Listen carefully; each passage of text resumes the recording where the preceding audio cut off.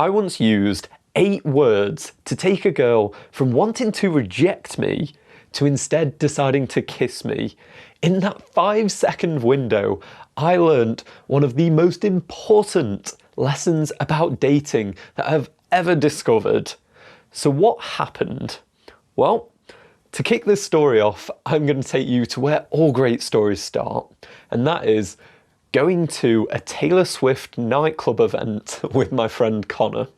And I've got to say, we were pretty apprehensive about this.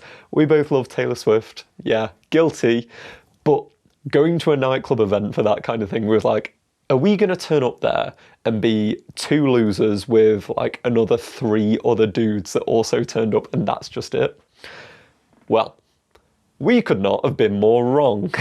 In essence, we turned up and it was ridiculous. I think I've never seen a nightclub like it. It was about 80% girls in there, and it was just crazy. Like, I'd never seen the ratios off like that. And we were just having the time of our life because we were just there to vibe and have fun with the songs anyway. But we found ourselves just in this group with like 8 other girls and just me and Connor just dancing, having such a good time. And it's probably not the best thing to say, but I felt like a kid in a candy shop. There was just like options everywhere. Girls were coming up to me, like approaching me and stuff like that. And I was like, this is wild. Is this what girls usually feel like on a night out? And as the night progressed a little bit, I finally was like, okay, I've got to make my mind up here. There's a bunch of different girls. I quite like this girl. I went over to her, we chatted for a bit, we danced for a bit, we eventually kissed, and things were going really well. We still refer to her as Sophie Turner because she kind of looked like old school Sophie Turner. She was like redhead and quite tall. I think she was a ballet dancer. And we had a great time, and then I was just like, she had a natural split, she was going to speak to her friends, I went back to speak to Connor, and we were just vibing, singing, freaking Love Story, no doubt, or if you belong with me, or if you really know Taylor Swift, we'll go a little bit more niche, it'd be like Mean or Mine, or The Story of Us, right? If you know The Story of Us, you're a champ. And I went back and I started dancing with him, and then other girls were still like floating around, and I'd sort of like dance around, speak to some others, and this is where the conflict started. So I was just happily drunk, having fun, danced with some other girls, didn't do any more than that. And then when I went back, I was like, cool, let's go check on, okay, for lack of a better name, Sophie, see how she's doing. I went over there and she was just frosty. She was not really wanting to have a conversation at all. She was super frustrated and she was like, well, why don't you go dance with the other girls? And she essentially just wanted to reject me off the back of that. That I was, I'd insulted us for some reason because I'd been on a sea of a bunch of other people. I can't say I had a lot of options. It was like, it was just all girls, so it was very difficult to dance with just Connor. But instead, I went over and I could see she was not happy with me, she was frosty, she was kind of looking to reject me, and I was like, okay, interesting. Well, I know one of the most fundamental principles that I'm starting to learn about dating, and that is exactly what I quoted to her. So in 8 words, I wouldn't exactly recommend always saying this directly to the girl, but I chose to, and I told her these 8 words. Hey, I want you, but I don't need you. And that was very true in the moment. It was like, hey, I really, like, I want you. I'm very interested here. But just being practical here, this is the most ridiculous night out I've ever seen in my entire life. And there is just like 100 girls here, and like 20 guys. It was insane. And I made that point to her and she stared at me for like a second and then suddenly just decided to kiss me instead.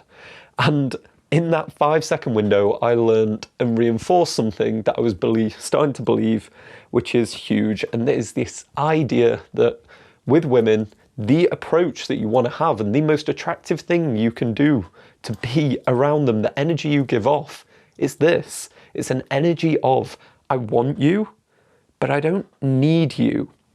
Because a lot of men make the mistake of thinking, oh, they need to be cold and aloof. Yeah, I don't want to be needy, so I'm going to be cold. And it's like, that doesn't work very well on the basis that one of the key things that women crave is to be desired. They want to feel your desire and your interest in them. It surges their emotions, and it's what they truly crave, that they want to feel. There's a reason all those like romance novels is the guy that goes against all odds and truly desires her and finds the girl. They want that. But they want to be wanted, not needed. Because as I'm sure you're well aware, but I'm going to reinforce it anyway, the needy guy is the most unattractive guy. And part of it, which I've not discussed as much, is the fact that the needy guy, he's dangerous to a woman. If she decides to get into a relationship with a severely needy guy, well, what happens then? She becomes his most absolute prized item in his life, where his entire sense of happiness rides on that. But people don't just behave normally in that situation. What that tends to lead to is a sense of jealousy and overprotectedness and manipulation, which often happens for a girl if she gets with a guy and he's really, really needy.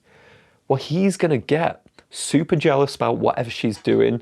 He's going to get super controlling, wanting to read her texts, and it becomes a dangerous situation for her to be in.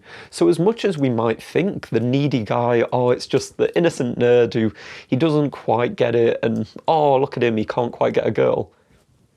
In essence, neediness is more than that. It's a danger for if she was to get with him. What happens if they break up? Has she now just got a stalker for the rest of her life of someone that desperately needs her to feel whole? It's why it's so off-putting to a woman, not because it's just unattractive, but because it's dangerous to her as well. This guy could haunt her life after that. So they always stay away from the needy guy. But that doesn't mean that you can't display desire. It's a completely different thing. And that 1 5-second window solidified this for me entirely of being the energy and approach that I always take into interactions with women, that is, hey, I think you're beautiful. I would love to take you out on a date. But if she says no, I'm like, cool, have an awesome day. Because I want her in my life. Like, truly, she's beautiful. I'd love to get to know her better. And maybe she's freaking competitive as well, which I have a sweet spot for. Maybe she's really intelligent, which I also have a really sweet spot for. But if she doesn't want to be with me, I'm not chasing after her because I don't need her. I've myself, which I've built a life that I love, and I also built the ability to go meet other girls. My hopes and dreams of that one relationship don't rest on her. So if I could give you literally just one piece of advice that I managed to learn so crystal clear in that very moment where I told this girl unequivocally that, hey, I want you, but I don't need you. And she understood exactly what that meant. And it just kind of charged her. And then for the rest of the night, we were just together having a very fun evening. It completely changed the trajectory of the evening. If like suddenly she'd just gone frosty and then I was like, oh, that's weird. And then that would have just been me in a mood and her in a mood. Those 8 words completely changed it. So if you want to get much better with your energy and your presence you give in dating, then I recommend this. And if you want to understand a few more sneaky tricks, but not too sneaky, of understanding how women operate and who they are, well, I'd recommend just getting a basic level understanding of female nature. It really, it does help. And I'm not one of those guys that's like, oh, you women are just like another species and you need to decipher them like the Da Vinci Code. It's not like that. But they are different, and there are certain basic fundamentals that every attractive guy should understand. So if you want to be the attractive guy that knows what to do in these moments of conflict where it could have gone either way with us, then check out this video here where I run through 3 of the most important fundamental things that a guy needs to know about female nature.